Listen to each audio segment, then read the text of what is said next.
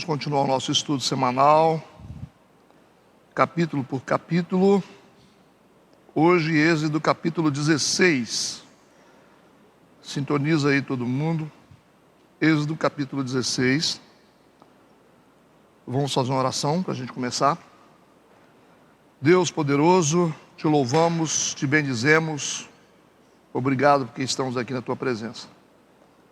Que teu Espírito Santo nos dirija segundo a tua própria vontade. Nós queremos consagrar a nossa vida a ti e declarar a nossa vitória segundo a tua palavra. Obrigado, Senhor, pela tua bondade. Nós te agradecemos em nome de Jesus. Amém e amém. Ok. Êxodo capítulo 16. Na sequência, é importante,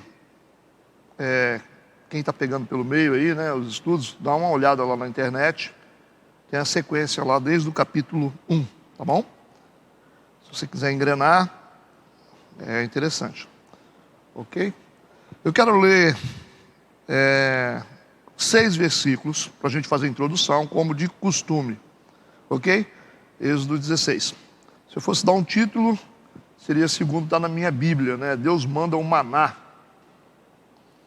Esse capítulo ele não é muito simples, ele é um pouco complexo para entendimento, mas eu sei que a gente vai dar conta, tá bom? Vamos lá. Assim diz a palavra.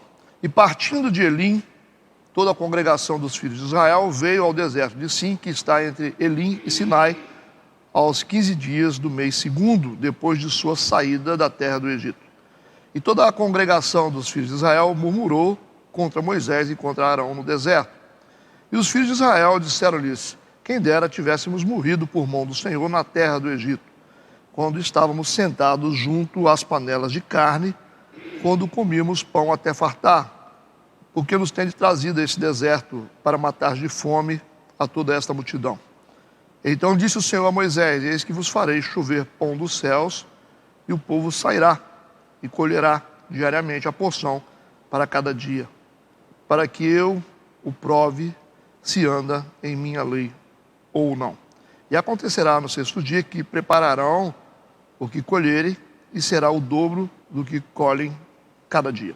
Tá bom, até aí. Vamos lá. Versículo 1. Partindo de Elim, vocês estão lembrados de que eles encontraram 12 fontes de águas, depois que eles passaram pelas águas amargas de Mara, que foram transformadas em águas doces, ou água potável, na água boa de se beber, a partir do momento que Moisés lançou na água o madeiro. Todo mundo lembrando disso? O madeiro representa a cruz, né? Com poder para curar as amarguras. Agora eles vão sair desse lugar de 12 fontes, partindo de Elim, não porque eles não precisam das águas, mas porque eles estão numa peregrinação para algo bem maior, que é a terra de Canaã, ok? Partiu de Elim toda a congregação dos filhos de Israel, veio ao deserto de Sim, que está entre Elim e Sinai, aos 15 dias do mês segundo, depois de sua saída da terra do Egito. Israel já estava na estrada há cerca de 1 mês e meio, desde que eles saíram do Egito. Então imagina aí, 1 mês e meio, peregrinando no deserto. Provavelmente dentro desse tempo, as provisões que eles trouxeram do Egito acabaram. Tudo bem? Então é isso que está acontecendo, esse é o contexto aqui. Estão já há um tempo peregrinando, trouxeram o suprimento do Egito, mas o suprimento do Egito está acabando. Representa a provisão do mundo, não é isso? Então, a provisão do Egito, nós estamos dentro do mundo, mas nós não somos do mundo, não é isso? Nós estamos aqui representados pelo povo de Israel, eles estão saindo do Egito, estavam no Egito, mas eles não são do Egito. É uma analogia da igreja? Claro isso, né? Isso aí. E tem a provisão. A provisão do mundo, ela é importante? É. A provisão do mundo é importante. Tanto é que a gente está aqui comendo, bebendo, usando, fazendo coisas aqui na terra, que a gente depende dessa provisão do mundo. Mas a provisão do mundo, a palavra está dita aí, né? Ela é provisória, ela é limitada, tem um tempo que ela para, tá certo? Ela não é suficiente para poder sustentar o povo de Deus. Compreenderam isso?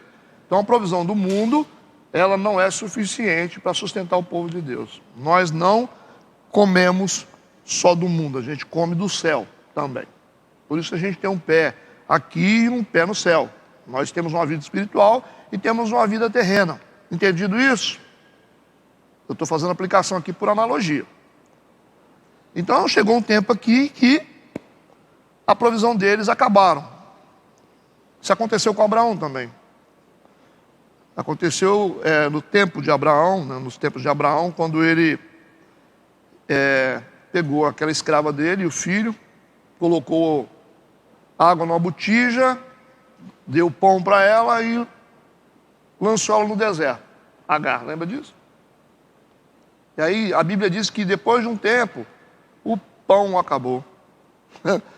E o que vai acontecer ali? Que as provisões dela acabaram, a água e o pão acabaram, e o que acontece? Aí ela começa a ficar desesperada. E ela coloca o menino longe dela e começa a clamar a Deus. Mas a Bíblia diz que Deus ouve a voz do menino, o choro do menino. Estão lembrados disso, Ismael? E aí Deus faz com que saia a água do chão para ela. Lembra disso? Então assim, quando os recursos humanos acabam, a gente entra no sobrenatural de Deus. A nossa reserva é sempre sobrenatural, né? Tá certo? Elisa aconteceu isso também. O ribeiro não secou. Aí Deus falou assim, você vai procurar, você vai encontrar uma viúva que vai te sustentar. Então assim, a gente tem que entender que as provisões terrenas, elas são provisórias. Mas a celeste não. Quando você não achar nada aqui, você pode esperar que Deus vai te dar. Ele vai tirar do céu e vai te dar, ok? Isso é vida de cristão. Aqui a provisão acabou. Mas é interessante que Deus está construindo aqui, é fé. Por isso que Deus permitiu que eles saíssem do Egito com as provisões limitadas. Você não acredita, né, que você vai ter uma provisão, você vai falar assim, eu vou colocar aqui uma quantidade de pão na minha mochila e água para mim andar com Deus. Não dá. Andar com Deus você não tem como estabelecer medida de provisão. Não tem como, porque você não sabe o caminho. Você não sabe o quanto você vai ter que andar. Talvez a nossa jornada vai durar, em direção ao nosso propósito, vai durar 1 mês, 2 meses, 3 anos, 10 anos, 20 anos. Tem gente aqui que está andando já tem 20 anos. Cada um precisa de um tratamento específico, não é verdade?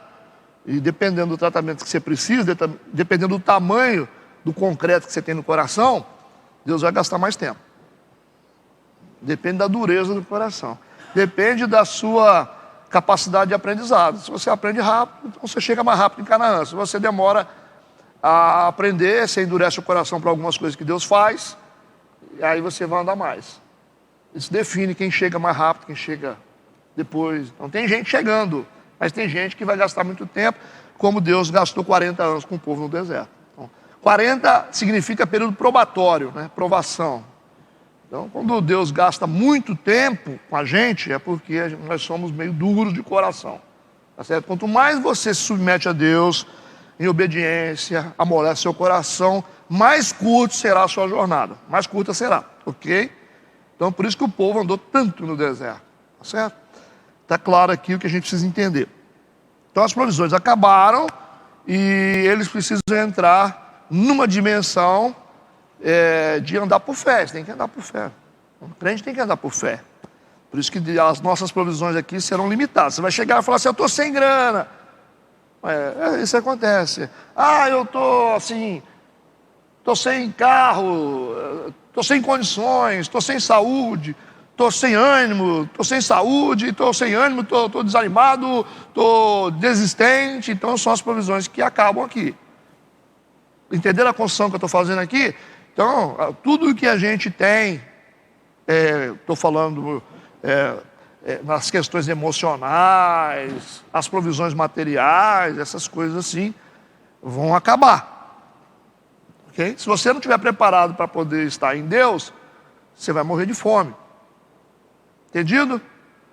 Então, perceba isso aí. Nós estamos aqui no Antigo Testamento. No Antigo Testamento, o propósito é construir a fé de um povo. Por isso que eu sempre falo para vocês que toda a igreja deveria começar de Gênesis. Nós vivemos numa época de uma igreja que não conhece o Gênesis da criação. Aí a gente fez Gênesis, agora a gente está em Êxodo, o povo conhece, tem uma fé a partir do Novo Testamento só. Fé construída no Novo Testamento é fé rala, né? Fé tem que ser construída no início da Bíblia. É a fé de Abraão, que entrega um filho por obediência. A gente hoje não entrega nem o quê? Não entrega nem R$1, a gente não entrega nem o nosso tempo hoje, porque a nossa fé não foi uma fé construída a partir do Gênesis. É por isso, a gente não gosta de estudar, né? O que é mais rápido? Lê o Evangelho de João, rapidinho, né? Vamos ler Salmos, ou Salmozinho assim, só olha o Salmo 91. O que pega é uma parcelinha do Antigo Testamento e fica todo mundo assim. Aí faz lá o Novo Testamentozinho, né? Que algumas igrejas fazem isso. Aí bota no hotel, o Novo Testamento. Por que o Novo Testamento só? Porque o Novo Testamento, não é o que é o Novo Testamento. Ele não é nada sem o Velho. Ele não é nada. Então a Bíblia ela tem que ser inteira. Como você constrói uma fé sem plataforma? Não existe isso. Fé dos discípulos, você vai ver a fé lá, é baseada numa fé judaica, ela começa lá atrás. A maioria dos discípulos eram judeus, os caras, né? A fé de Paulo é uma fé certa, porque foi uma fé construída a partir de princípios do Antigo Testamento. Por isso que Paulo era fariseu. Você vê um cara que está lá ensinando alguns discípulos e dando lição de moral, é um cara que tem fé, é um cara que... Por isso que a escolha de Deus foi perfeita. Ele pegou um cara, mestre nas Escrituras, criado aos pés de Gamaliel, que era um mestre nas Escrituras, e ensinou ele. Só faltava o quê? Dar o tempero para ele da graça. Ele falou, tudo aí que você aprendeu é muito importante, são bases, são princípios, mas vamos temperar tudo isso aqui com a graça. Jesus veio e você vai usar tudo isso aí de maneira inteligente agora, tá certo? Nós não estamos aqui jogando para trás tudo que foi aprendido, não. Tá? É isso que a Bíblia ensina. Nós estamos aqui para te mostrar que essa base é fundamental, mas a graça de Deus faz você interpretar as coisas de Deus de maneira saudável, né?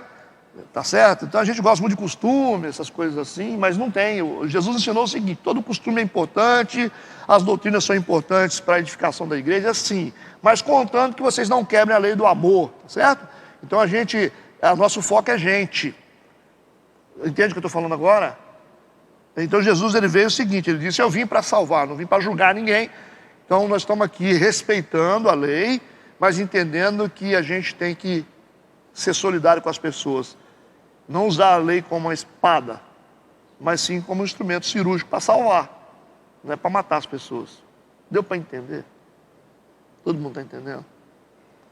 Então assim, a lei ou o Antigo Testamento precisa ser filtrado pela pessoa de Jesus. As pessoas não olham para Jesus. O que Jesus faria? Acho que a gente precisa mostrar para eles assim, Jesus convertendo um ladrão na cruz. O ladrão não tinha não tinha nada, o cara não conhecia nada, nem de igreja era o ladrão, né? Interessante isso. Não tinha. Os leprosos, os 10 leprosos, como é que faz? Como é que converte os leprosos e o cara que se arrependeu era samaritano? Como é que você entende uma fé desse jeito? Como é que Jesus perdoa a mulher que foi pega em flagrante adultério? Então é isso aí. A gente precisa entender a ótica da vida cristã é a partir de Cristo. Aí a gente entende o Antigo Testamento na essência, não do jeito que a gente quer. A gente entende o propósito do Antigo Testamento aqui, que é para entendimento por analogia. É isso aí. Tudo bem? Até agora? As provisões acabaram e agora eles terão que entrar na dimensão que Deus quer, que é a dimensão de fé. Que essa é a dimensão de andar com Deus, confiar em Deus. Quando as coisas acabam aqui, a gente sabe que a gente tem um Deus. Versículo 2: e toda a congregação dos filhos de Israel murmurou contra Moisés e contra Arão no deserto. Aqui aparece a insurgência, né, deles contra a liderança local, a murmuração contra Moisés e contra Arão. O texto é claro. No capítulo anterior, capítulo 15, versículo 25, vamos lembrar de uma coisa importante. Se quiser voltar um pouquinho, no capítulo 15, que nós estudamos semana passada, versículo 25, Deus deu aos israelitas estatutos e uma ordenança. Lembra disso? Ok? Deus deu estatuto para eles e ordenança. Deus deu ordem, determinações para eles. Mas parece que eles não aceitaram as ordenanças e os estatutos de Deus. Certo? Eles estavam soltos demais. Gente que tem vida solta não sobrevive. Então Deus deu regras para eles. A gente não está falando da lei ainda, que a lei não veio ainda não. A lei vai vir pelas mãos de Moisés, lembra disso? Então vamos entender isso aqui. Os estatutos dados aqui é em forma de quê? De ordenanças. Deus deu determinações. Vocês não podem fazer isso, vocês não podem fazer aquilo outro. Isso não vai dar certo. Certo? Vocês vão se machucar, porque eu sei o que eu estou fazendo, porque afinal fui eu que fiz vocês. Quem faz sabe como é que funciona. É isso que estava falando. Se Deus queria realmente transformar Israel numa grande nação e detentora de todas as bênçãos, eles precisavam andar sob princípios espirituais. Senão a gente não chega em lugar nenhum. Onde não tem lei, onde não tem regra, as coisas não funcionam não. Vamos lá. Então toda a congregação dos filhos de Israel murmuraram contra Moisés e contra Arão no deserto. A gente vê que eles não aceitaram esses estatutos, as ordenanças. E se eles tivessem realmente aceitado e acreditado naquilo que Deus disse, ninguém estava murmurando aqui, ninguém estava desprovido de recursos. Entendeu? Eles estão murmurando por quê? Porque acabou a comida. Vocês não entenderam. Vocês estão murmurando, é coisa de murmurador, né? Murmurador não entende processos espirituais. Gente que questiona Deus, é gente que não entende a mente de Deus. O cumprimento das ordenanças de Deus garantem a nossa provisão e o nosso acesso a todas as bênçãos de Deus. O cumprimento das ordenanças de Deus, das determinações de Deus, garantem a nossa provisão e o nosso acesso a todas as bênçãos de Deus. A gente pensa, por que Deus fica criando regrinha? Porque Deus tem um ego grande? Não, porque a lei é para nos proteger. É o manual, é a exposição do manual da vida para proteger o objeto criado. Deu para entender isso? Não é porque Deus quer ficar dando lei, eu quero mandar em vocês. Então eu vou falar assim, você não pode fazer isso, não matarás. Por que não matar? É porque não pode matar. Se você matar, o diabo vai ganhar acesso na sua vida. Não furtarás. Por que não furta? Porque aí você vai quebrar um princípio, aí você vai ter consequência. Ama o próximo, não cobiçar, não fazer isso. Então essas regras é para proteção da gente. Deus não precisa ser protegido, tudo bem? Todo mundo encaixado aqui no entendimento? O cumprimento das ordenanças de Deus garante a nossa provisão e o nosso acesso a todas as bênçãos de Deus. Deixa eu te dar um texto, porque afinal eu dei uma sentença aqui de um princípio que eu preciso provar ele, ou não. Eu disse assim, né? Quando você fala alguma coisa tipo assim, você estabelece um princípio, você tem que provar. Senão o cara fala assim, Deus faz assim. Com base em que você falou isso aí? Não tem gente que fala assim, Deus é assim, Deus se move assim, Deus age assim, né? Deus é assim, mas com base. Então você não pode falar coisa solta. Tem gente que é assim, vai falando coisa pra gente, e a gente fala, eu não sabia. Não sabia. Aí vai contando história pra gente, a gente não sabe de onde veio aquilo, é coisa criada da cabeça da pessoa, e vai estabelecendo princípios e regras na pessoa, mas não explica. Você não explica o fundamento daquilo, você tem que definir por quê. Com base em que está esse negócio aí? Por que eu não posso fazer isso? Por que eu não posso andar aqui nessa linha? Por isso. Vocês estão entendendo? Eu estou falando de princípios espirituais. Ok? Eu não estou falando sobre a educação de vocês em casa com os filhos. É diferente. Ok? Nós precisamos entender. Por que Deus ama a gente? Por que eu tenho que amar a Deus? Por que eu tenho que gostar de igreja? Às vezes você fala para o seu filho assim, mas você tem que ir na igreja, né? Conseguiram separar o que eu disse para vocês sobre o princípio de autoridade, de que às vezes os pais não precisam dar explicações para tudo? Quando você determina, olha, eu não quero que você faça isso. Agora, nós estamos falando de princípios espirituais. Entendeu o que eu estou falando? A gente quer que as pessoas amem. Como eu vou amar como? Eu vou amar Deus? Porque, você tem que amar Jesus. Mas por que eu vou amar aquele barbudo lá que eu nem sei quem é? É porque a gente tem a ideia de Jesus barbudo e Deus barbudo, né? Aí você fica assim, tem por quê? Por que eu tenho que fazer isso aí? Você não pode beber. Não pode beber. E por que eu não posso beber, né? Eu tenho que saber a implicação da bebida espiritualmente, senão... Estão entendendo o raciocínio aqui? Qual a implicação de uma bebida na vida de um crente? Não tem nada a ver, né? Não tem nada a ver beber, né? Não tem. Vamos ver espiritualmente o significado. Por que os nazireus não bebiam? Porque eles estavam mais próximos de Deus. Às vezes quando você abre mão de alguma coisa, quanto mais você abre mão, mais próximo de Deus você fica. Quanto mais você se santifica. As questões morais da bebida numa sociedade ocidental, o que significa uma mulher sentada num bar? Qual é a medida de uma bebida para uma pessoa hoje? É o que? Um dedo, meio dedo? A gente fuma o quê? Um cigarro de maconha ou 2? Não, filho, você pode fumar 2. Não pode 3, não, 2. É assim? Quando se trata de mecanismos que violam a nossa consciência? Porque o álcool viola a nossa consciência. Uma gota de álcool provada cientificamente, ela muda todo o estado mental de uma pessoa. Não é provado isso, eu aprendi na escola quando era guri. E a Bíblia não diz que a gente tem que ser sóbrio, conscientemente sóbrio. Então como é que eu vou adulterar um estado mental com uma coisa que eu não tenho controle? Chega para o alcoólatra e fala com ele assim, ei, você é alcoólatra? Vamos fazer o seguinte, você vai beber só meio copo, hein? É assim que a gente faz? A Bíblia manda se abster de toda a aparência do mal. E precisa explicar, mas isso é coisa de gente que não quer servir a Deus. Gente que não quer servir a Deus fica inventando moda, procurando coisa. Não, mas o pessoal daquela igreja lá falou que pode. É assim, você vai achar. Quando você não quer servir a Deus, você vai achar troço. O diabo vai te dar tanta informação para você não ter que fazer a vontade de Deus. Isso é coisa de gente que não vale nada. Entendeu o que eu falei? Gente que não vale nada não adianta. Vai ficar sempre procurando argumento para não fazer a vontade de Deus. É isso aí. Mas por que... Não tem nada a ver, né? Não tem nada a ver. Não tem nada a ver. Não tem nada a ver porque você acha que não tem nada a ver, que a sua mente é vazia, você não tem nada a ver, por isso você acha que não tem nada a ver. É só ser um pouco inteligente e ver o que o álcool faz com as famílias de hoje, que a gente se mata para poder libertar gente de álcool, homem que espanca mulher, espanca filho, que não trabalha. É só você olhar isso aí. Já que o seu mundo é um mundo vazio, você não sabe o que é isso, você acha que é normal beber. E se tiver alguém aqui que bebe, fica a dica aí para você então. Tudo bem? Com amargo, gente? Vocês estão bebendo? Não, né? Bom. Vamos lá.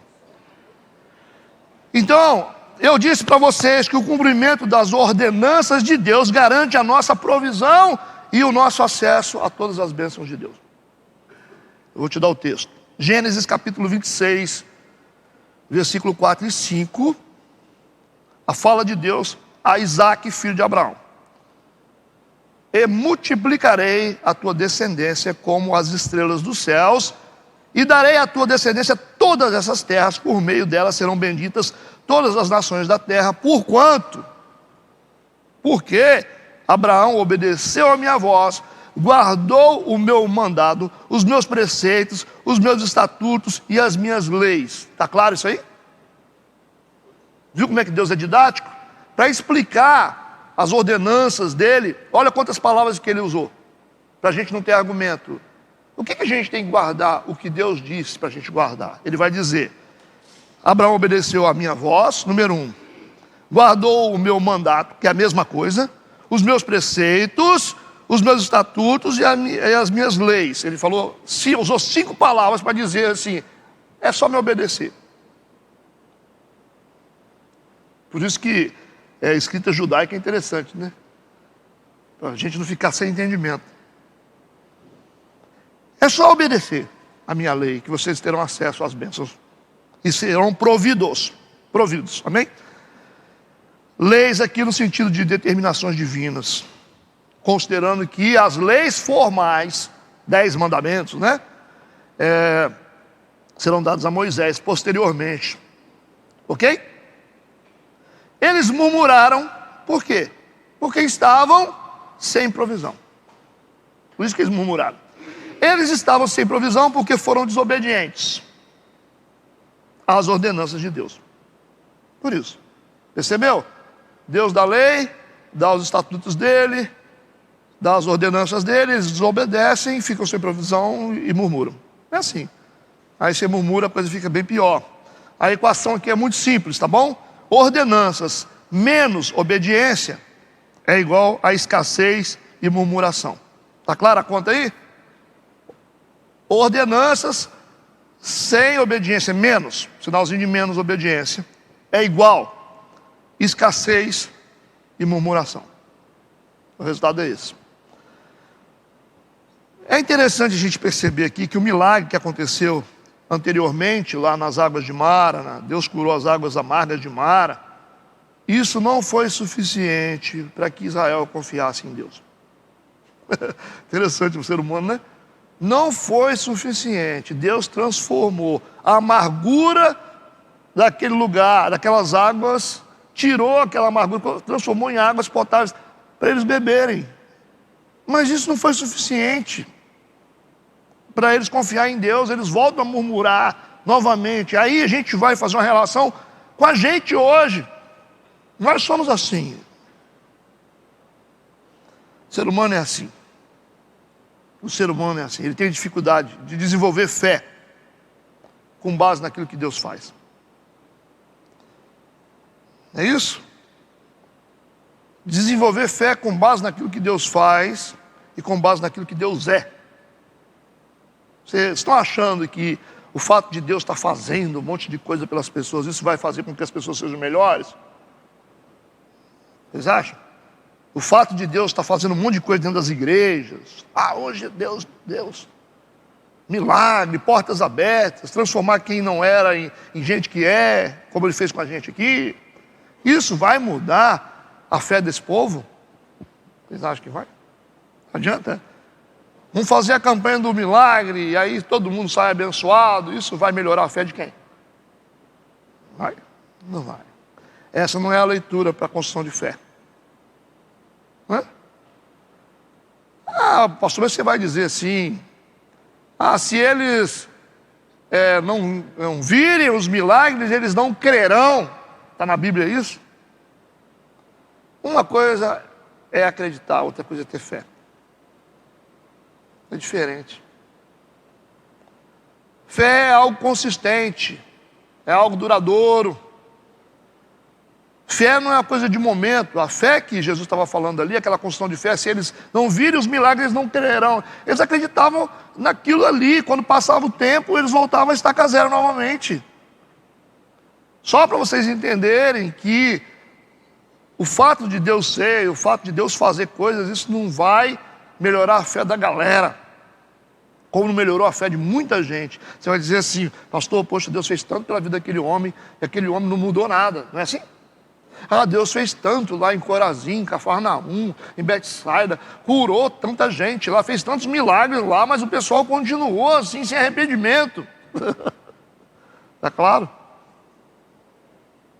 Então, quando o cara começa a dizer assim, tá vendo, Deus é poderoso, Deus fez aqui, ó, eu acredito em Deus. Não, bendito o que não viu, mas creu.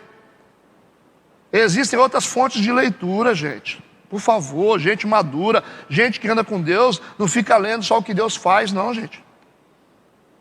E quando Ele não faz? Como é que a gente faz? Gente que tem realmente consciência de Deus e desenvolve fé, é gente que não precisa olhar se Deus colocou a compra na sua casa, se ajudou você a comprar aquele carro, ou se abriu uma porta para você. É gente que olha para a cruz. Basta. Entendeu? Se quem não creu na cruz, não vai acreditar em mais nada. Vocês duvidam disso? Cristianismo é andar pela cruz, não é andar porque o mar abre, porque eu consegui um emprego. Isso é coisa de gente sem fé. Vai por mim. Gente que não tem fé fica assim procurando. Vamos ver, né? Vamos ver se eu vou conseguir aquele emprego lá. Fica lá assim, né? Eu vou orar, né? Para Deus dar aquele emprego. Aí quando abre a porta do emprego, ele vem, porque Deus é poderoso, porque Deus, deixa eu contar o testemunho. Deus é poderoso. Deus só é poderoso porque ele abriu uma porta para você, porque ele curou você, porque ele resolveu o seu problema com seu filho, ele é poderoso por isso, ou por aquilo que ele fez, entregando o filho dele na cruz. Vocês acham que Deus tem alguma coisa maior de valor para dar para a gente? Porque tudo que Deus tinha de melhor ele já entregou. Estão entendendo o raciocínio que eu estou desenvolvendo com vocês aqui? Não adianta você falar assim, pastor, acho que Deus tem que resolver aquele negócio lá para aquele cara, porque senão ele não volta para a igreja. Eu acho que Deus tem que curar, Deus tem que fazer, porque senão ele vai ficar pior, hein? Vamos orar aí, hein? Vamos orar aí, porque se não tiver aquele emprego lá, se o filho do cara não voltar, ele não vai... Esse povo não é digno de céu não, viu? Vocês acham, o carro, a cura da doença, a porta do emprego, a casa que você comprou, a empresa que você abriu, qual o tamanho disso em relação à cruz, a Jesus? O que Deus tinha de melhor lá na prateleira espiritual dele para entregar? Tem alguma coisa mais para dar? Tem coisa melhor que Jesus do que pegar o seu único filho e entregar em sacrifício? A Bíblia diz, Deus amou o mundo de tal maneira que entregou o seu único filho. O que falta mais para você acreditar? É por isso que o apóstolo Paulo era um homem de cruz. Pedro se transformou num homem de cruz. Os discípulos se transformaram em homem de cruz. É só olhar as cartas, você vai ver. Os caras não tinham medo de morrer, não. Porque a cruz era suficiente para eles. Ele não quer saber. Paulo era um homem doente. A Bíblia fala. Claro. Vocês não estão lendo a Bíblia? Quantos homens tinha na Bíblia que tinham problemas? Timóteo. Mas como assim? O cara perdeu a cabeça lá. Foi queimado vivo, como os reformadores lá. John Hus, esses caras que foram mortos. Eles estão atrás de carro, eles estão atrás... Gente, é isso que eu falo com vocês. Reino que fica oferecendo coisas em troca de fé, isso não é reino de Deus. É reino de Deus isso? Fala aí. Gente que fica oferecendo coisas, vem cá que você vai ganhar aqui, ó. Você vai... Campanha da compra do carro. Venha. Compra da casa. Eu vou te falar, hein? Quem não foi convencido pela cruz, não vai ser convencido por nada nesse mundo, porque Deus deu o que Ele tinha de melhor. Deus não tem mais nada para dar para a gente, além de Cristo. Isso aí são coisas fúteis em relação. Então a gente tem fé. Nós temos fé quando a gente começar a ter coragem de morrer por uma boa causa. Quando você estiver disposto a entregar parte de si mesmo. Eu quero entregar a minha vida, o meu futuro, os meus desejos, as minhas vontades, tá? Entrego tudo por amor de uma causa. Foi isso que os discípulos fizeram. Pedro foi crucificado de cabeça para baixo. Opa! Paulo foi decapitado. E por aí vai, hein? Essa é a fé. A gente não espera mais nada. Agora, enquanto você não estiver disposto a morrer e ter coragem de morrer por uma boa causa, você não tem fé, não. Vamos tentar construir uma fé pelo menos básica aqui. Jesus disse, se você tiver uma fé pelo menos do tamanho de um grão de mostarda, então quer dizer que existe fé maior? Claro. Existe fé de dimensões que você não tem noção. Se você tiver pelo menos um pouquinho de fé, assim, do tamanho de um grão de mostarda, que é a menor semente que existe, você vai dizer para aquele monte sair, ele vai mover. O que nós entendemos de fé na nossa sociedade cristã hoje? Nada. A gente não entrega nem um churrasco. A igreja de hoje não entrega um churrasco. Se tiver um churrasco, não vem na igreja. Se tiver um programa, se tiver um futebol, não vem na igreja. Se tiver um casamento para ir, não vem na igreja. Se chegar uma visita, não vem na igreja. Se o dedo doer, não vem na igreja. Não faz nada. Larga toda uma causa. Não, porque fulano falou alto comigo, por isso que eu não quero saber de Deus mais. Você não quer saber de Deus porque o fulano falou alto com você? Quem é o fulano em relação a Deus? Ok? Estamos entendidos? Foram desobedientes às ordenanças de Deus. O milagre das águas amargas de Mara não foi suficiente para convencer eles de que Deus é Deus. A gente precisa aprender a desenvolver fé de maneira madura, né? E por aí vai. Se a gente for olhar hoje, não sei, cada um tem uma experiência com Deus, não sei como cada um de vocês desenvolveram o amor por Deus, não sei. Assim, eu, por exemplo, eu fui um cara muito difícil para converter, né? Converti depois que estava bem adulto mesmo. Mas, assim, existem coisas que me chamaram muita atenção em Deus. A matriz que me convenceu foi João 3,16. Deus falou isso comigo claramente há um tempo. Isso virou até o tema de uma pregação que eu fiz. Deus amou o mundo de tal maneira que deu o seu Filho unigênito, para todos aqueles que nele creem, não pereçam, mas tenham a vida eterna. João 3,16, um versículo só. Tem toda uma matriz de construção de fé, para que uma pessoa realmente aceite Jesus como Salvador. Tem 5 coisas dentro desse versículo. Primeiro, que Deus ama até mesmo aqueles que são indignos do amor dele. Ele ama gente que não merece. Por isso que a Bíblia diz, Deus amou o mundo. O mundo merece alguma coisa? O mundo merece alguma coisa? Deus amou o mundo. Então a primeira coisa que chama atenção é que Deus ama gente indigna do amor dele. Segundo, é que Deus ama incondicionalmente, sem exigir recompensa ou retribuição. Deus amou o mundo de tal maneira que deu. Não vendeu, não negociou, não pediu nada em troca, ele deu. Não é isso que está na Bíblia? De graça. Deus ama sem condições, sem exigir recompensa ou retribuição. Então, 2 itens aqui para te convencer do amor de Deus. Se não for, só 2, vou para frente, tem mais. Deus ama gente que não merece. Número 2, Deus ama sem exigir recompensa. Você vai dizer assim, mas Deus me ama porque eu amo a Deus. Deus ama você, Deus ama você primeiro. Mesmo você que não quer nada com Deus, Deus ama você. Aqueles que não acreditam em Deus, Deus ama eles também. Então, isso aí mexe com a gente, viu? Mexe com a gente. Terceiro, Deus ama de forma prática e operacional. Deus amou o mundo de tal maneira que Deus está agindo, o seu único filho. Então, é um amor operacional, é um amor prático, é um amor que faz, é um amor que faz acontecer. Então, Deus não fica amando só no campo da teoria. Deus está amando, mas está fazendo. Deus amou o mundo de tal maneira que deu o seu único filho. Está fazendo. Ele mostra que ele ama fazendo por nós. O amor de Deus é um amor prático e operacional. Quarta, que Deus ama dando parte de si mesmo, através de algo extremamente importante. Deu o único filho.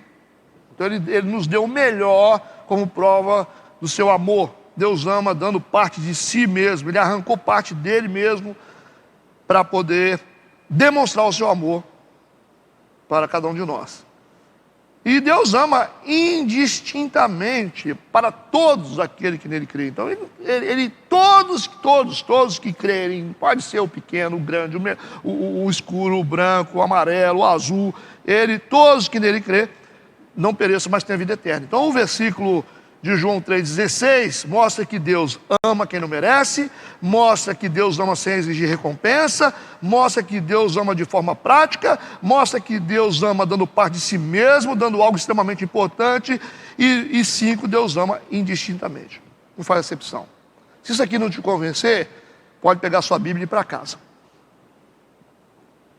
Tá bom? É isso aqui que tem que mexer com a gente. Quando você está diante de uma pessoa que te ama, você fala, puxa vida, né? Como que essa pessoa gosta de mim? Como essa pessoa faz por mim? Eu nem mereço. Isso tem que mexer com a gente, como ser humano. Tudo bem? Versículo 3. Vamos continuar. Os filhos de Israel disseram-lhes: quem dera tivéssemos morrido por mão do Senhor na terra do Egito. Se eu fosse Deus, eu diria: amém.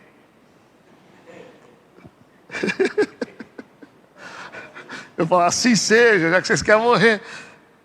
Quem dera, né, tivéssemos morrido por mão do Senhor na terra do Egito, quando estávamos sentados junto às panelas de carne, quando comíamos pão até fartar, porque nos tem trazido a esse deserto para matar de fome a toda essa multidão. Vocês que estudaram desde o início a Bíblia, vocês que estudaram a escravidão lá, a exploração, a fabricação de tijolos de forma desenfreada e a exploração que os egípcios fizeram para com o povo de Israel, vocês vão acreditar nisso aqui? Que eles realmente comiam panelas cheias de carne? Vocês acreditam nisso? Vocês acreditam que eles comiam pão até fartar? Fala sério. Vocês acham que os egípcios deixavam o povo hebreu comer panelas cheinhas de carne, comer pão até fartar? É interessante que em Números capítulo 11, versículo 5, eles vão piorar a situação aqui. Olha o que eles vão dizer. Números 11, versículo 5. Lembramos-nos dos peixes que no Egito comíamos de graça, e dos pepinos, pepino é salada, né? Dos melões, é uma sobremesa, e dos porros, fala de porros, cebola de alho, que é tempero, gente. Nossa, que legal, né?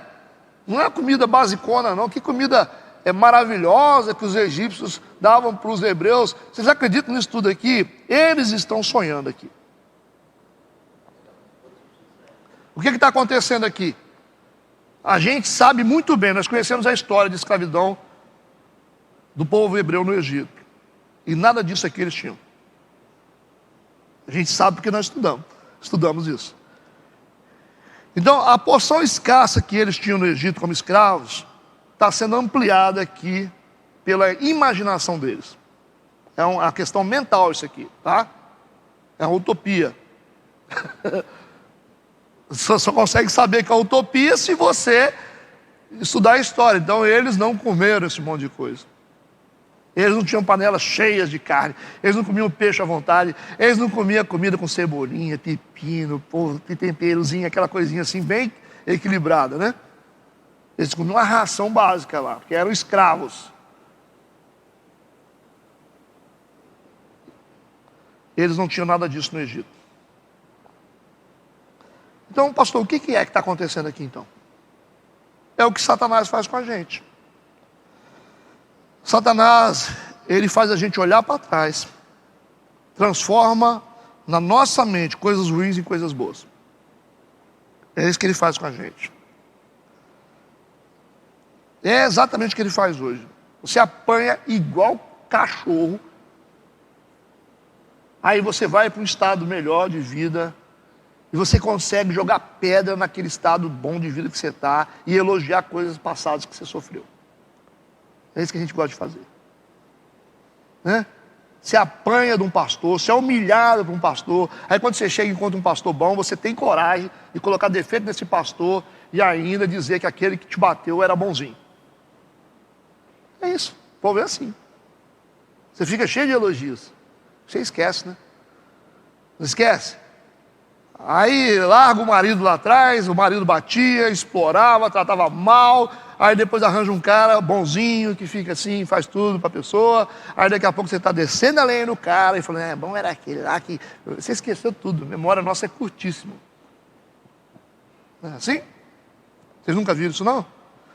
Aqui na igreja é assim, tem gente que fala assim: pastor, porque nós viemos na igreja tal, e lá era tão bom. Eu falei: por que você não ficou lá então? Tão bom que você está aqui. Não é assim? A gente tem que ouvir isso aí de vez em quando. Apanhou igual pandeiro, depois fica: não, porque lá a gente fazia assim, porque era tão bom assim. Tá, mas ficar do lado. É gente que tem o pé num lugar e o coração no outro. Isso é ruim. Gente que tem pé num lugar e coração no outro não vive feliz, não. Você tem que colocar o seu coração onde seu pé está. Tá certo? Então você está aqui, coloca o coração aqui. Se você estiver lá, coloca o coração lá. Se seu pé está lá, seu coração está aqui, tira os seus pés de lá e bota aqui. Entendeu? Ou não? O negócio é alinhar o coração com os pés. É aí que a gente fica feliz. Você fica, ai, aquele homem, aquela mulher. Mas como assim? Você está casado com esse aqui? Como é que faz? É uns que ficam assim, boa é a igreja da Lagoinha, não sabe dos problemas da Lagoinha. Boa é a igreja da Lagoinha. Você está na sua igreja, que você está sonhando? Sua realidade é essa aqui, a igreja metodista renovada. Essa é a sua realidade. A gente começa a ser feliz quando a gente decide amar onde os nossos pés estão. É isso aí. Decidir, né? Alinhar os pés com o coração. Tá entendido isso aqui que eu estou falando? Você tem que decidir amar. Amar é uma decisão. Ah, pastor, não consigo amar lá. Então ama onde você está. Onde você chegou. Para onde você está indo. O importante é ser feliz, né? O resto... Não é verdade? Eu acho que ninguém tem que ficar na igreja metodista dizendo assim, eu não gosto dessa igreja. É ruim, né? Por que a escola bíblica não está todo mundo aqui? Porque eu não gosto de gente em escola bíblica que não gosta de estudar. Mas pastor, se eu só apertar, eles veem. Mas aí vai ficar aquele monte de gente dormindo, reclamando, mexendo no celular. Então gente que não gosta de estudar, é melhor ficar em casa de manhã cedo. Às vezes eu falo assim, pastor, eu não vou na escola bíblica porque às vezes eu fico em casa, irmão, vai assistir televisão. Vai lá, dorme mais um pouquinho. Estuda para quem gosta. Para quem quer realmente, né? Nada pior. Então a igreja metodista é assim, você tem que gostar dela, ou você ama ou você tem que deixá-la. É verdade. Eu vi uma mulher fazendo um questionamento na rede social da igreja, aí eu vou para cima, né? Está questionando por quê? O que você está fazendo lá? Mas está fazendo o que lá? Eu sou amado, eu sou odiado, meu filho. Faz isso não. Então você vai gastar meu latim aqui à toa. Fui dormir essa noite mais de 1 hora da manhã. Faz isso comigo não. Vai ser feliz. Eu gosto da Mundial. Vai para a Mundial. Bota um chapéu na cabeça lá também. Vai para lá. Vai ser feliz. Mundial, onde você quiser. O importante é todo mundo ficar feliz no final. Deu para entender isso aí? É assim que a gente retifica as coisas dentro de igreja. Falando que tem que ser falado. Satanás faz exatamente isso com a gente. Ele nos faz olhar para trás, transformando na nossa mente coisas ruins em coisas boas.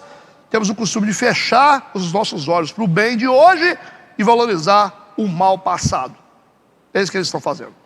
Eles estão construindo aqui uma ideia de que eles comiam um monte de carne, né? Comia nada, né? Comia não. Você não comia esse monte de carne lá, não. A nossa memória é curta em relação às anomalias vividas no passado. A gente vê isso no meio da igreja, no meio das lideranças, a gente vê pastores que aprontam todas, depois passa 2 anos, todo mundo esqueceu de tudo. Não é assim? Não esquece ou não? O cara roubou lá 1 ano e meio, todo mundo esqueceu, todo mundo esqueceu. Não é assim as coisas? Você esqueceu? Não, tá tudo bem. Não. Tem coisa que não tem jeito, né? Tem coisa que não tem jeito, não. Versículo 4. Então disse o Senhor a Moisés: eis que vos farei chover pão dos céus, e o povo sairá e colherá diariamente a porção para cada dia, para que eu prove se andam na minha lei ou não. Aí a gente vê a resposta de Deus para a amargura desse povo, para a murmuração. Foi uma resposta de graça. Deus vai dar pão para eles. Deus é bom. Então, na mesma situação, nas águas de Mara, aqui Deus quer propor a mesma coisa. Deus vai prover eles, se eles se submeterem a andar na lei dele. Deus queria que o povo dependesse dele para obter provisão diária. Dependam de mim e vocês comerão. Dependam de mim, vocês viverão. Versículo 5. E acontecerá no 6º dia que prepararão o que colherem, e será o dobro do que colhem a cada dia. Interessante que a gente aqui não tem ainda os 10 mandamentos. A gente não tem ainda a lei formal do Antigo Testamento, mas Deus está dizendo, quando chegar no sexto dia, vocês vão trabalhar dobrado. Por quê? O dobro. Não é melhor a gente pegar, trabalhar normal no sexto dia, no sétimo dia, a gente trabalha normal também? Para que acumular no sexto dia? Ali? Essa determinação fazia parte de um conjunto de ensinamentos espirituais que Deus estava realizando com o povo. Deus estava ensinando o povo, preparando o povo para algo que viria no futuro. Vocês estão entendendo? A determinação de preparar as coisas no sexto dia e colher no sexto dia, trabalhar e colher no sexto dia, apontava para um cerimonialismo de um dia de descanso no sétimo dia. Ele já está indicando aqui a questão do dia de descanso que seria para os judeus no sábado. Calma lá, hein? Não sai daqui agora não, senão daqui a pouco vai guardar sábado. Fica aí. Então, essa preparação, pelo menos mental deles, para ter um dia de descanso no sétimo dia, que seria anunciado posteriormente nas leis que seriam dadas a Moisés. Então Deus já está treinando o povo. É assim que a gente faz quando vocês vão ensinar a criança. Vocês começam devagarinho, vocês que são professoras, vocês vão ensinando devagarinho. Fala assim, faz o som do ó, faz o som do o. Aí depois vocês montam tudo, as pecinhas, não é assim? Então Deus está fazendo isso. Deus está respeitando o desenvolvimento mental deles também, que afinal é gente. Então Deus está ensinando para eles. Eu vou ensinar a vocês aqui que vocês precisam aprender a trabalhar antes para descansar num dia específico. Tudo bem? Aí o pessoal ficou assim, né? Não estava entendendo nada, mas tudo bem. Deus também não deu mais informações. Está preparando eles para alguma coisa do futuro. Versículo 6. Então disseram Moisés e Arão a todos os filhos de Israel: à tarde sabereis que o Senhor vos tirou da terra do Egito. Vocês vão entender que vocês esqueceram. Deus vai fazer vocês lembrar de novo. Nós somos assim, a gente só lembra de Deus quando as coisas boas acontecem. Não generalizando, tá, gente? Mas a gente lembra de Deus quando as coisas boas acontecem. Por isso que Moisés está dizendo, vocês vão saber que o Senhor tirou vocês do Egito. Vocês vão lembrar quem é Deus, vocês esqueceram. Então essa realidade de saber parece que só se manifesta quando Deus faz algo grande por eles. Versículo 7. Amanhã vereis a glória do Senhor, porquanto ouviu as vossas murmurações contra o Senhor. E quem somos nós, para que murmureis contra nós? Moisés deixa claro que quem pode fazer algo por eles é só Deus. Essa questão de ver a glória do Senhor não é essa glória que a gente está pensando não, tá? Que quem via a glória de Deus morria. Ninguém podia se aproximar da glória de Deus. Tá? É dentro de um contexto totalmente diferente. Espera aí que a gente vai entender melhor.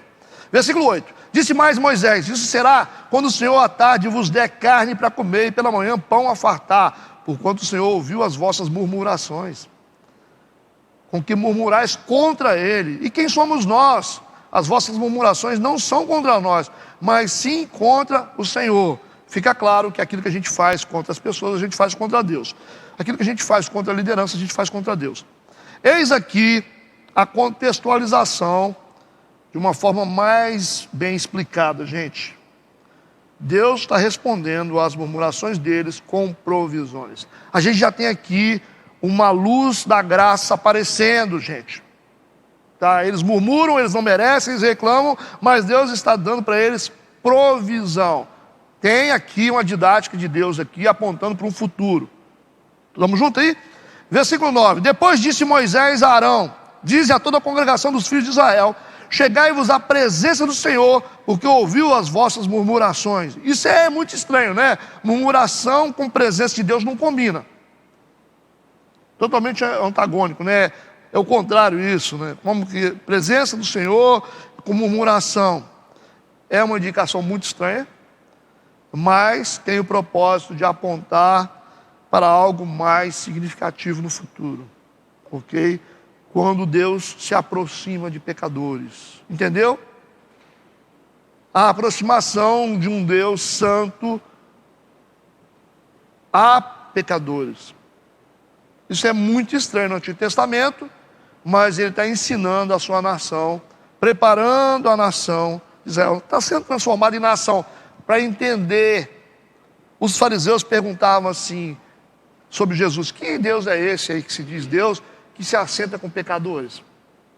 É a mesma coisa. Que Deus é esse que se aproxima de murmuradores? Entendeu?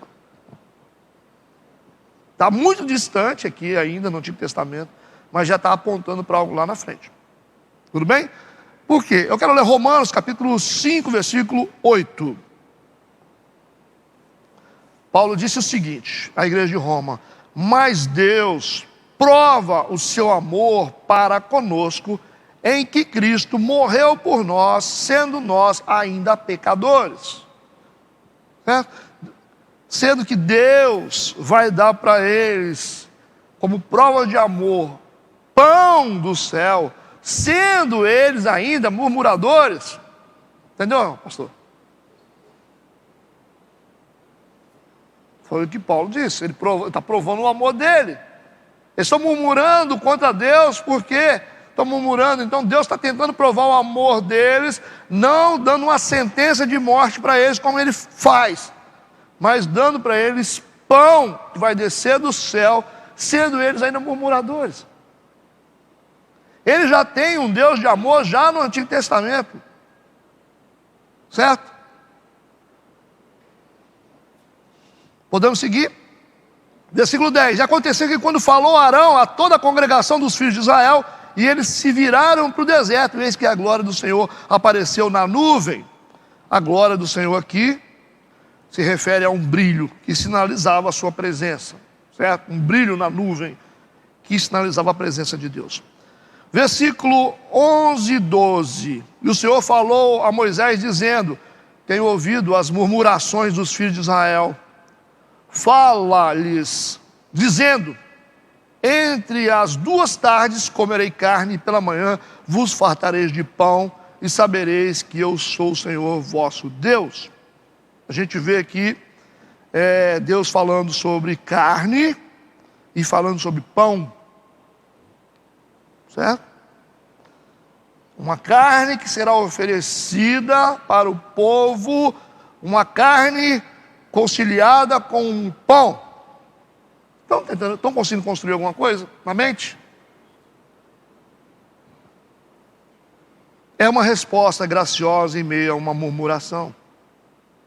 A proposta de Deus é provê-los e com isso aumentar o relacionamento dele com eles. Por isso que o texto diz, versículo 11 e 12, o Senhor falou a Moisés dizendo: eu tenho ouvido as murmurações dos filhos de Israel, fala-lhes dizendo: entre as 2 tardes comereis carne, pela manhã vos fartareis de pão, e sabereis que eu sou o Senhor vosso Deus.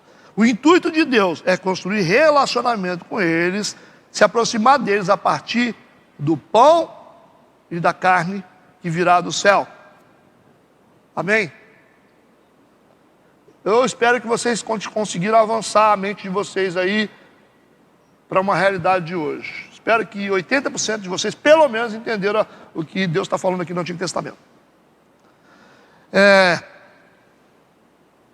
A gente vê aqui que é a primeira apresentação do pão vivo que desceu do céu. João capítulo 6, versículo 51.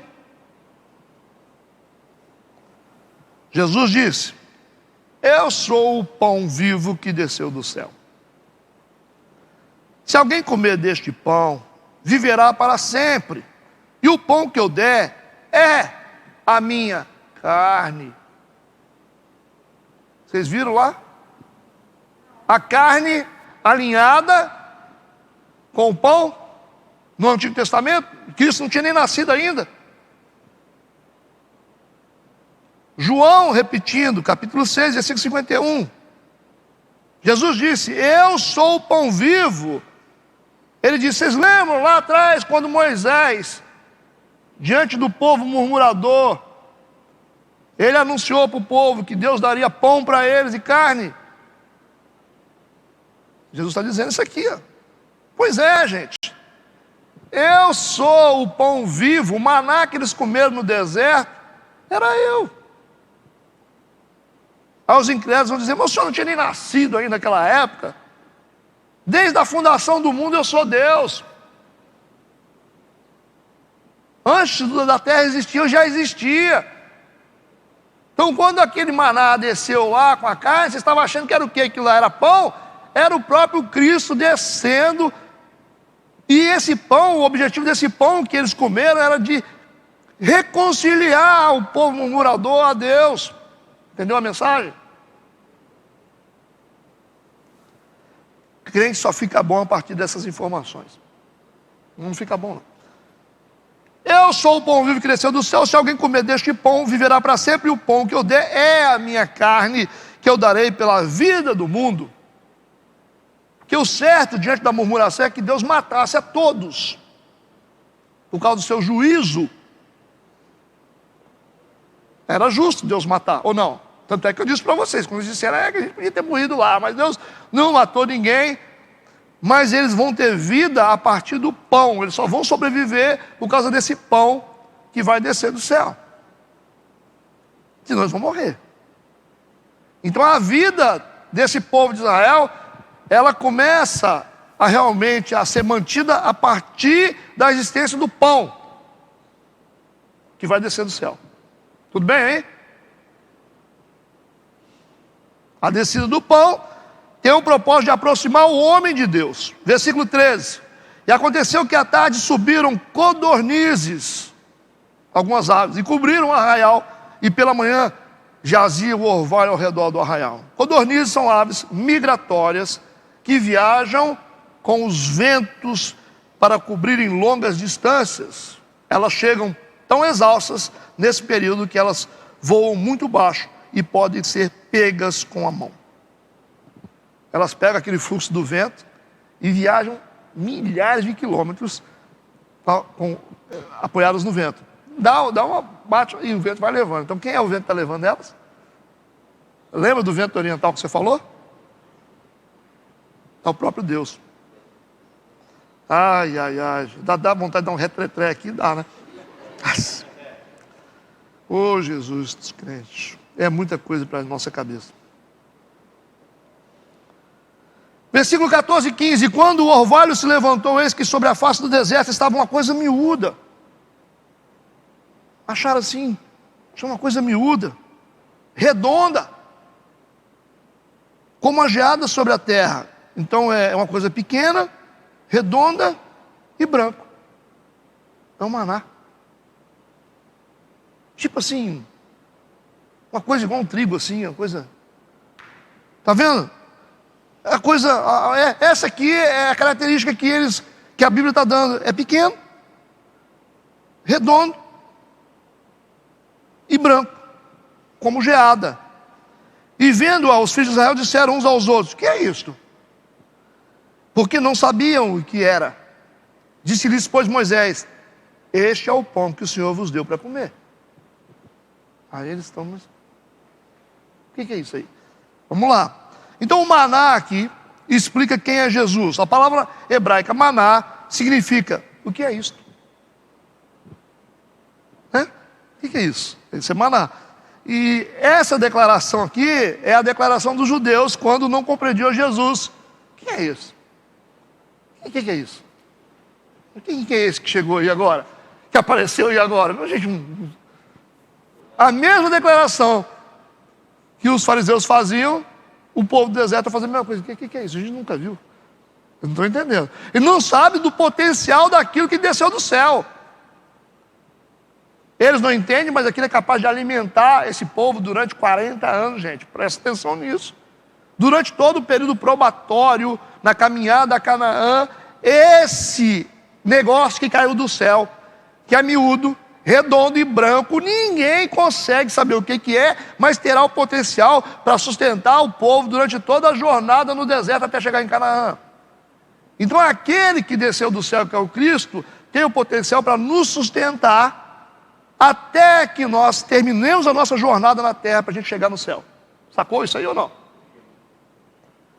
Então o maná explica quem é Jesus. Era pequeno e miúdo, fala sobre a sua humildade.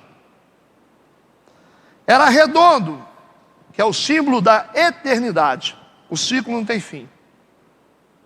Entenderam isso? Ele é pequeno porque é humilde. Ele é redondo porque é eterno. É branco porque é santo. Eu devia cobrar por essa informação. É muito interessante, né? O maná é o próprio Jesus. Estamos brincando, né, gente? Vamos seguir. Versículo 16. Esta é a palavra que o Senhor tem mandado. Colhei dele cada um conforme ao que puder comer. Um homem por cabeça, segundo o número das vossas almas. Cada um tomará para os que se acharem na sua tenda. Essas informações aqui não fazem vocês lembrar de alguma coisa, não? Eu vou dar um tempo para vocês falar. Tá lembrando o que essas palavras aqui? Quem lembra? Fala aí. Vou repetir as palavras. Vê se vocês lembram de algum episódio na Bíblia. Versículo 16. Esta é a palavra que o Senhor tem mandado. Colhei dele cada um conforme ao que puder comer. Um homem por cabeça, segundo o número das vossas almas. Cada um tomará para os que se acharem na sua tenda. Veio lembrança de quê para vocês? Sobre a Páscoa? Sobre o Cordeiro? Então vamos ler Êxodo capítulo 12. Vamos ler Êxodo capítulo 12, versículo 3 e 4.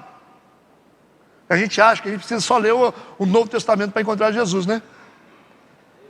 Falai, Êxodo 12, versículo 3 e 4. Falai a toda a congregação de Israel, dizendo: aos 10 desse mês, tome cada um para si um cordeiro, segundo as casas dos pais, um cordeiro para cada família. Mas se a família for pequena para um cordeiro, então tome um só com seu vizinho, perto da sua casa, conforme o número de almas, a minha palavra, cada um conforme ao seu comer, fareis a conta conforme ao cordeiro. É a mesma linguagem que está sendo usada aqui. Então o maná é o Cristo, o cordeiro é o Cristo. Tudo bem? Versículo 17. E os filhos de Israel fizeram assim: colheram uns mais e outros menos. Uai, por quê? Algumas pessoas foram desobedientes e falharam na tentativa de colher, assim como no Evangelho. Alguns recebem, outros não. Nem todo mundo vai conseguir colher todo esse maná que veio do céu. Quanto mais você conseguir absorver desse maná, colher desse maná que veio do céu, maior será a sua provisão. Ok? Versículo 18. Porém, medindo-o com o homer, não sobejava o que colhera muito, nem faltava o que colhera pouco. Cada um colheu tanto quanto podia comer.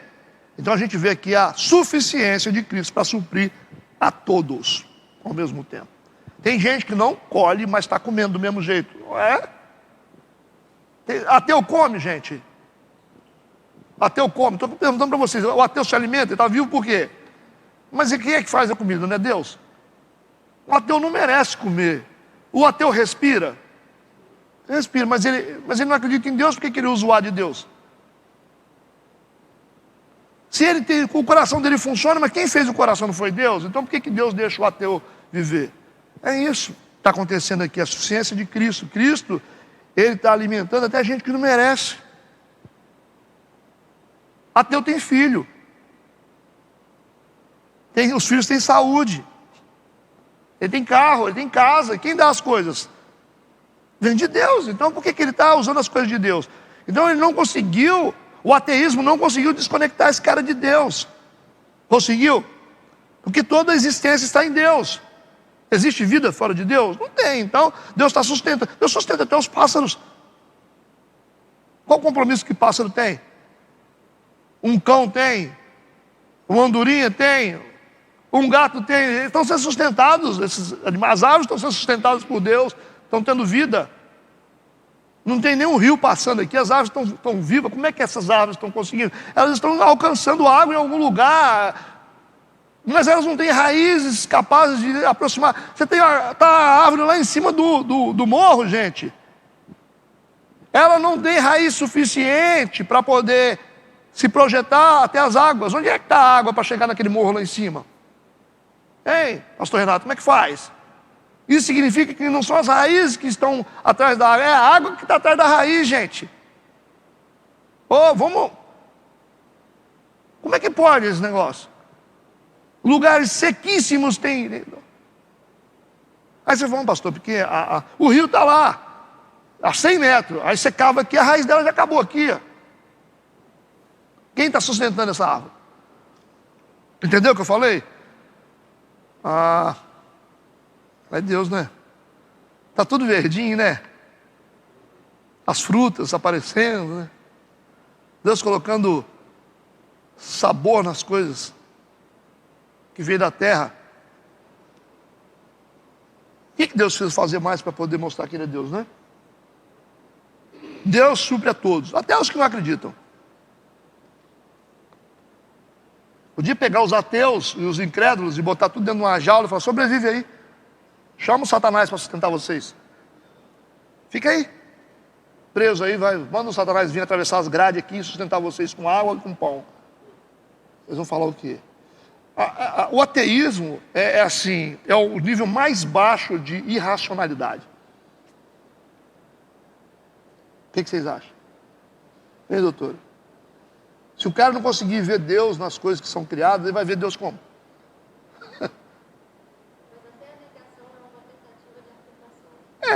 Exatamente. Aí a gente vai até para a paternidade, né? O ateísmo está muito ligado à falta de paternidade. Quem não acredita no pai biológico não acredita em Deus. É isso aí. Mas isso é uma conversa para muito tempo. Mas pois é. Versículos 19 e 20. E disse-lhes Moisés, ninguém deixe dele para amanhã. Eles, porém, não deram ouvidos a Moisés. Antes, alguns deles deixaram dele. No dia seguinte, criou bichos e cheirava mal. Por isso, indignou-se Moisés. Tá a história, né? Pão a gente não pega pão por um mês. A gente pega pão diário para comer. Pão bom é pão fresco. Então, a gente tem que ter Deus todo dia na nossa vida. Jesus é todo dia. Buscar Jesus todo dia. É o pão nosso que desceu do céu. Se a gente ficar achando que a gente fez uma aliança com Deus aqui, a gente vai ser suprido pelo resto da vida, não adianta não, a gente tem que estar aqui no exercício da fé, da comunhão, buscando a Deus todos os dias em oração, senão a nossa fé dá bicho.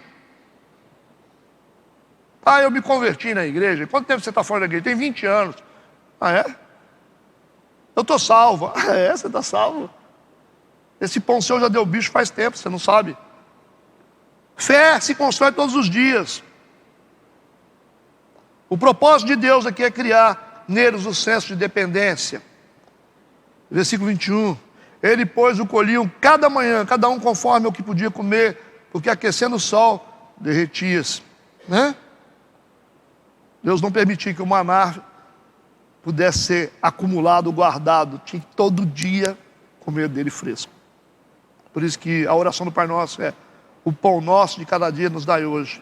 Versículo 22, e aconteceu que ao sexto dia colheram pão em dobro.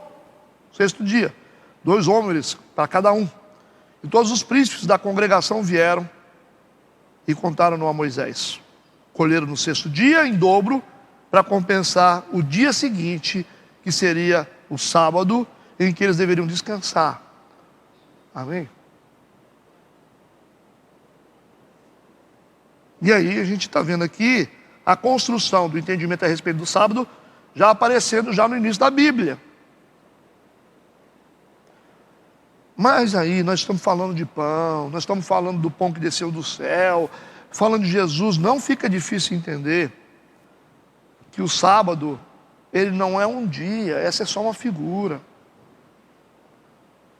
Está usando só uma figura. Sábado não é um dia, é dia para algumas doutrinas, dia de descanso, mas o sábado é uma pessoa, ok?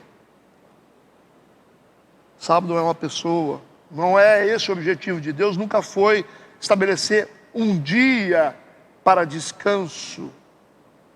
Pastor, mas Deus trabalhou 6 dias e descansou no 7º. Deus não se cansa e nem se fadiga, dá força ao cansado, revigora o vigor de quem não tem vigor algum. Isaías disse isso, Deus não se cansa. Deus está cansado. Deus não é gente. A linguagem não é essa. A gente tem que olhar a Bíblia com olhos espirituais e olhar, ver traduções. Não dá para você ler só a letra e ficar, entender isso. Não é, gente, não é assim. O sábado é só uma figura, é uma sombra. O sábado é uma pessoa, é Cristo. Não é isso? O que Deus estava dizendo é o seguinte: vocês terão a vida de vocês, que representa 6, número de pessoa. Número 6 é número humano. 6 dias vocês viverão a vida de vocês. No 7º vocês viverão a vida de Deus. Vocês têm que ter um tempo onde vocês vão ter a labuta de vocês, a vida de vocês, mas vocês têm um dia, ou vocês terão um lugar de descanso. Existe um lugar onde vocês podem descansar. Está representado em forma de tempo, de dia, mas é uma pessoa. Quando vocês estiverem cansados da vida de vocês, existe um lugar de descanso, que é Cristo. Pastor, mas como é que faz, né? Porque se for para guardar o sábado como dia, a gente tem que matar animal como cordeiro. O que vocês acham? Vamos guardar o sábado, já que ele é um dia, a gente mata um animal. Vou matar. Aí toda a igreja faz um altar aqui, todo domingo, tchá, mata o animal, derrama sangue sobre o altar. Interessante? Bom, vamos também aplicar olho por olho e dente por dente, conforme a lei.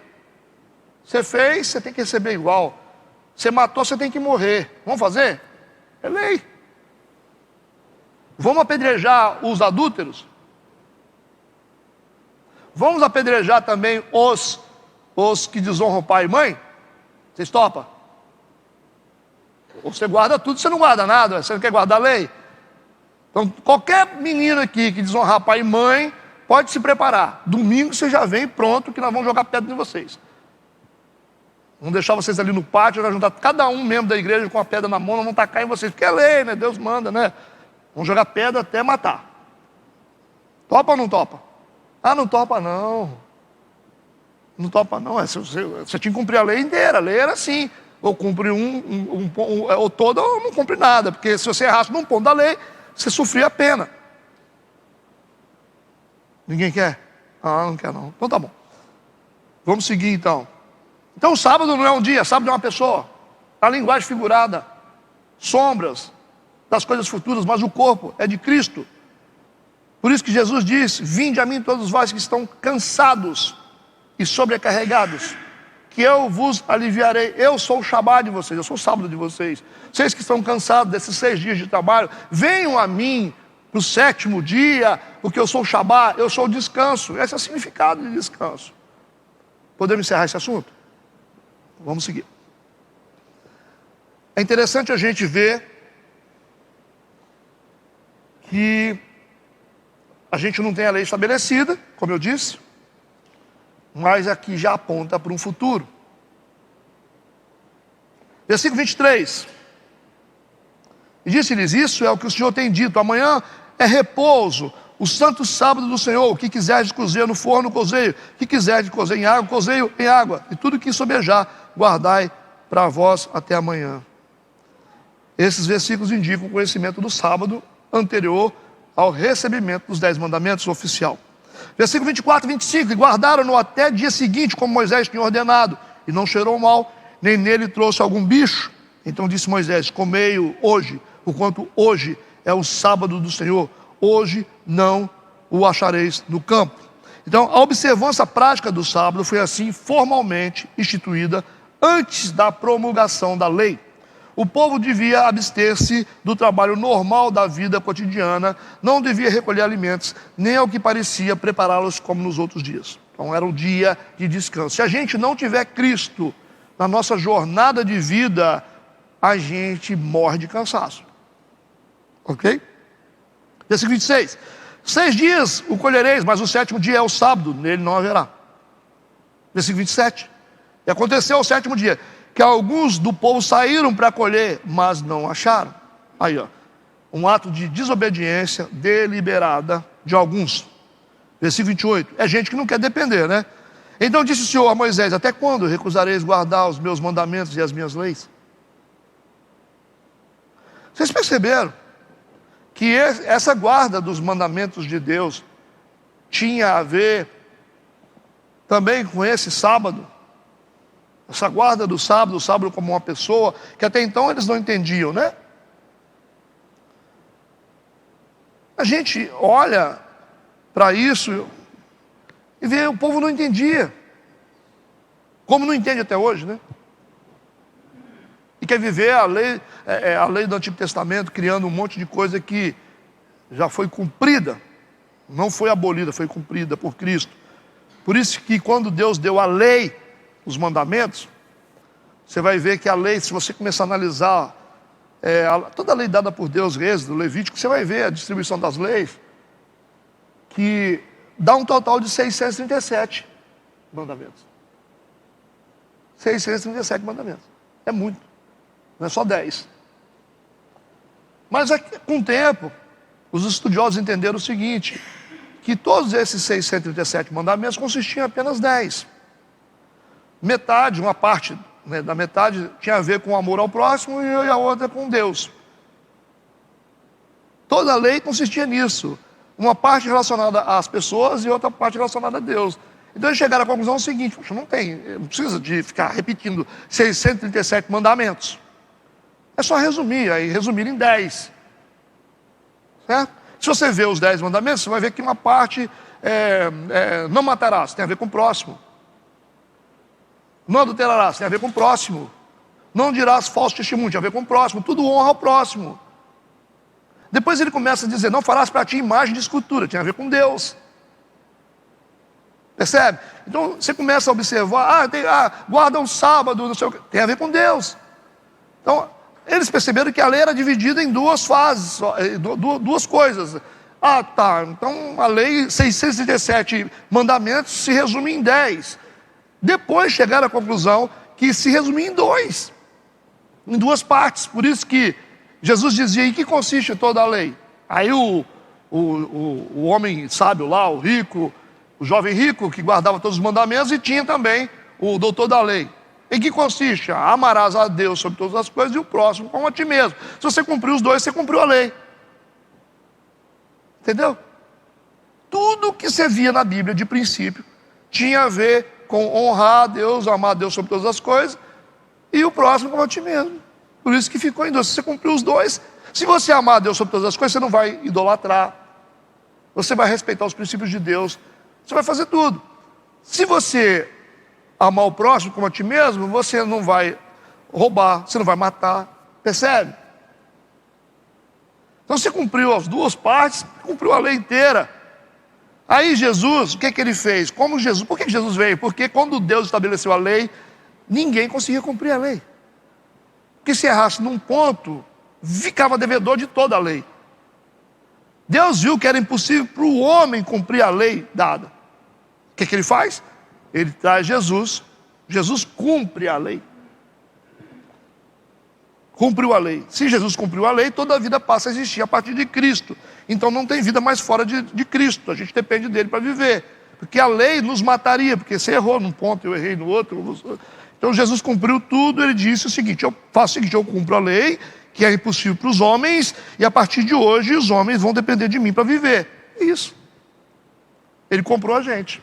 Por isso que a gente não tem vida mais. Ou você vive com Cristo, ou você morre.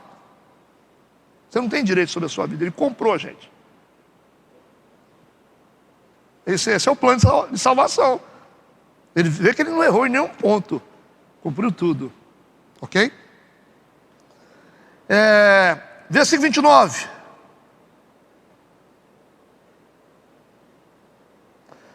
Vede porquanto o Senhor vos deu o sábado, porquanto ele no 6º dia vos dá pão para 2 dias, cada um fique no seu lugar, ninguém sai do seu lugar no 7º dia.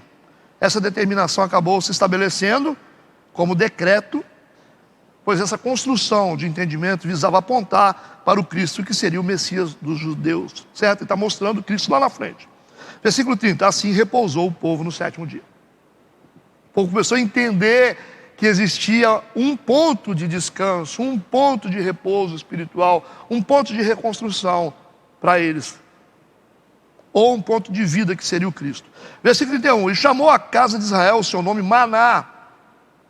É maná, né? O que é isso? E era como a semente de coentro branco, seu sabor como bolos de mel.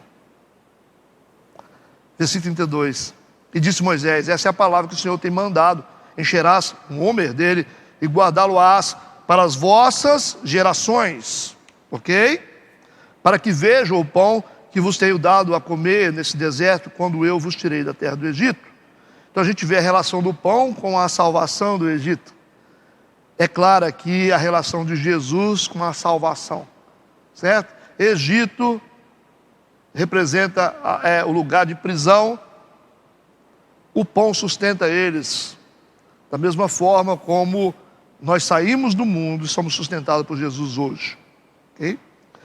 Até que cheguemos na nossa cidade celestial. A gente vai comer desse pão até chegar lá. Pastor, mas esse pão, esse maná durou 40 anos. Pois é. E se o maná não caísse mais? Eles morriam. Como é que faz? É assim, se o maná parar de cair, como é que nós vamos chegar em Canaã? Não chega. Versículo 33, disse também Moisés a Arão, toma um vaso e põe nele um homem cheio de maná. Coloca-o diante do Senhor, para guardá-lo para as vossas gerações. Aí, ó. Guarda para as vossas gerações. Vocês vão perceber que esse versículo aqui, 33 em diante, ele já está apontando lá no final da peregrinação deles. Ele dá um salto. Tá? Ele já dá um salto lá para frente. Porque quando ele fala para guardar ele dentro de um pote, né? De um vaso, um homer, encher de maná e colocar diante do Senhor, significa guardar perto ou dentro da arca. Por isso que ele está dizendo isso aqui, ó. Vou repetir o versículo. Diz também Moisés a Arão, toma um vaso e põe nele um homem cheio de maná e coloca diante do Senhor para guardá-lo para as vossas gerações. Por isso que a arca foi construída no futuro, lembra disso? De madeira revestida de ouro. Dentro da arca tinha o quê?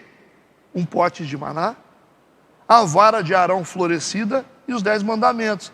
Só que até aqui, a arca não tinha sido construída ainda, pelo menos dentro do entendimento cronológico que a gente está vendo aqui, certo? As tábuas da lei não tinham acontecido, a única coisa que eles tinham era a vara florescida de Arão, quando eles saíram lá, fizeram aqueles milagres lá no Egito. Então eu falei, pastor, mas esse versículo aqui está falando um troço que não existe, porque esse versículo ele não está conectado aos versículos anteriores. Esse versículo trata de um tempo lá na frente, quando eles estão terminando a peregrinação, eles já têm a arca construída, já construíram o tabernáculo, já tem as leis, entenderam isso? Por que a gente tem que estudar a Bíblia? E ele diz que teria que ser guardado esse maná diante do Senhor para as gerações futuras, gente. É isso? E aí vem a pergunta, você tem guardado o maná para gerações futuras? Seus filhos? Se os filhos começarem a vida aí sem maná, é culpa nossa, hein? Tem muitos de vocês que cresceram sem maná. Por que vocês cresceram sem maná? Foi um inferno a vida de vocês. Por que vocês cresceram sem maná? Porque os pais de vocês não obedeceram a essa palavra de Deus e não guardaram maná para vocês. Bom é a criança que tem maná logo cedo. Nasceu, já tem o maná lá, o pote de maná cheinho, né? O que vocês acham? Não é legal? Você pega a criança novinha, consagra ao Senhor logo cedo, vem para a igreja, 1 aninho, 2 aninhos, 3 aninhos, vai começar a comer maná desde cedo. E quando a gente não come maná, que a nossa geração é essa, de gente aqui que começou a comer maná depois. Eu, por exemplo, eu comi maná, já estava velho, né? Vocês comeram... Quem é que comeu maná desde criança aqui? Fala para mim. Desde criança comeu? O Guto também? Comeu? Nasceu na igreja? Nasceu na igreja, né? Mas a maioria de nós aqui não comemos maná desde novo. Não é verdade? Por isso que a nossa vida, nós tivemos um período de inferno. que a gente tem marca até hoje por causa do inferno que a gente viveu. Como a gente não tinha o Cristo desde novinho, a gente só conhece ele depois de velho, porque os nossos pais não ensinaram a gente. Essa é uma geração que não tem maná desde novo, que começa a comer maná depois de velho. Enquanto não está comendo, vai passar o quê? Vai comer o quê? Não tem maná, come o pão que o diabo amassou.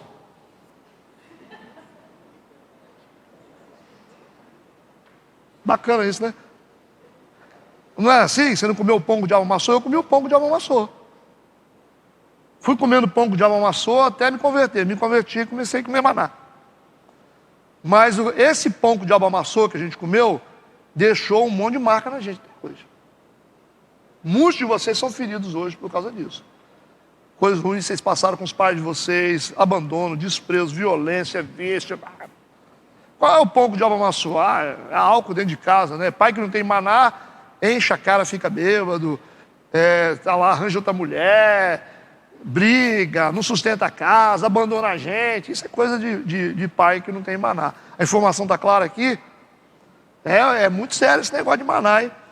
Então, prepara, viu, Letícia, aí, o maná desde cedo para sua filha, para que ela não coma o pão que o diabo amassou.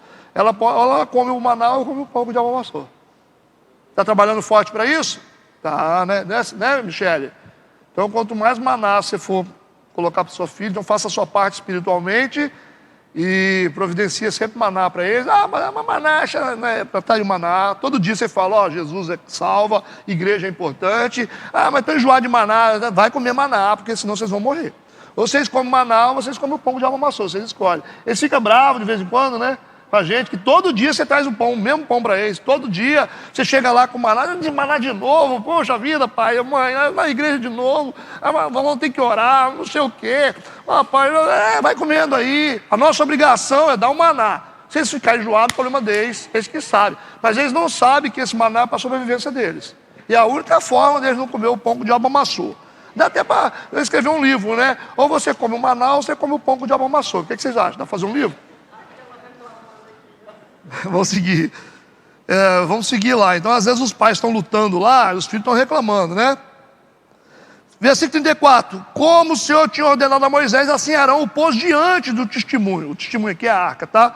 Para ser guardado. O testemunho aqui é a arca da aliança. Como eu disse para vocês, os versículos que eu estou lendo aqui se relacionam com o final da peregrinação no deserto. Versículo 35. E comeram os filhos de Israel maná 40 anos, até que entraram em terra habitada. Comeram maná até que chegaram aos termos da terra de Canaã. Deus proveu o maná para eles chegarem em Canaã, assim como Deus proveu Jesus para a gente entrar no céu. Perfeita, né, a analogia? Versículo 36. E um homer, significa um jarro, né? Ou uma botija lá. Termina dizendo, um homer é a 10ª parte do efá, que significa arroba. Então, o homer ou gomer eram medidas de capacidade usadas no Egito. E essa nota é necessária aqui, o último versículo, porque somente o efá continuou sendo usado como medida em Israel. Um efá correspondia a cerca de 37 litros, enquanto que o homer ou gomer seria então de aproximadamente 3,7 litros. Essa é uma informação básica, era uma unidade de medida do Egito, que agora são duas unidades de medida, o homer e o efá, egípcia. Agora eles estão num novo tempo, não estão mais no Egito, então a unidade de medida vai ser só o efá. O que significa isso? Por que não acabou com essas duas? Porque se as duas eram do Egito, por que não? Essas unidades de medida aqui, vai usar uma delas só? É porque a gente continua sendo gente. A gente continua caminhando na nossa jornada e a gente sempre carrega uma medida do Egito ainda na nossa vida. Porque a gente tem que tomar cuidado, né? Entendeu o que eu falei? A gente saiu do mundo, sim, mas se a gente brincar, o mundo volta para a gente novamente. Não subestime isso. Não pensa você que as suas medidas é só, eu estou tranquilo, não tem nem efá, nem homer na minha vida. Não, tem. Uma parte disso está na gente ainda, porque a gente depende de Deus, e se a gente ficar totalmente livre do mundo, como a gente acha que é quando aceita Jesus, a gente vira anjo, né? Então nós somos Ainda, gente, nós temos uma natureza pecaminosa dentro da gente que nos faz depender de Deus. O tempo todo. O tempo todo depender de Deus. Por isso que gente que se desvia, volta a comer comida de porco novamente, não é? Você fala assim, pô, fulano voltou a beber, rapaz. Por quê? Esse cara nunca conheceu Jesus. Pô, fulano voltou lá para a balada, usando droga de novo. Na verdade, aquela natureza estava lá dentro, né? Estava reprimida pelo Espírito Santo. É isso que a Bíblia faz, né? A Bíblia nos ensina isso, né? Que o Espírito, ele mortifica os feitos da carne. Mas a carne está lá. Tá certo? Essa mortificação é uma anestesia que a gente toma só. Não tem como você exterminar totalmente a sua natureza. Por isso que Paulo disse, afasta de mim, tira esse espinho da minha carne. Não vai sair. Dá vontade da gente ser anjo, ser santo, mas nós somos pecadores e só estamos aqui por causa da misericórdia de Deus. Quanto mais de Deus a gente tiver, menos domínio da nossa natureza teremos. A melhor forma de dominar a natureza é ter Deus. Quanto mais de Deus, menos vontade de fazer coisa errada a gente tem. Ok? Tudo bem? Então fechamos por hoje. Eu acho que esse capítulo 16, ele foi muito importante. Como todos, né? Mas ele traz informação muito séria para a gente. Muito legal. Amém? Terminamos por hoje. Vamos orar para poder agradecer a Deus. Oremos. Pai Santo, obrigado por esse tempo na tua casa, na tua presença, na tua palavra. Nos leva para casa abençoados e guardados pelo teu poder. Amém e amém. Fui.